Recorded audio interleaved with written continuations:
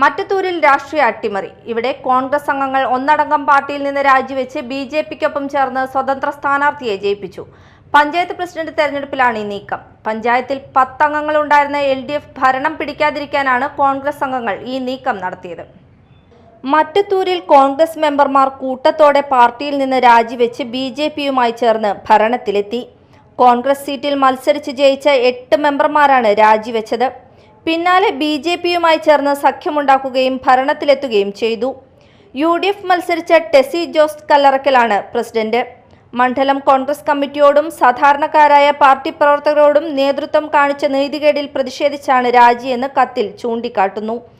Minimol, Sreeja, Suma Antony, Akshay Santhosh, Lindo Pallipparamban, Siji Rajesh, Sibi പൗലോസ്, നൂർജഹാൻ നവാസ് എന്നിവരാണ് രാജി സമർപ്പിച്ചത്.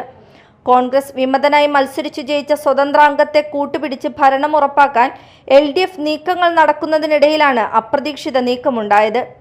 24 അംഗങ്ങളുള്ള പഞ്ചായത്തിൽ LDF 10, UDF 8, BJP 4, സ്വതന്ത്രർ 2 എന്നിങ്ങനെയായിരുന്നു കക്ഷിനില.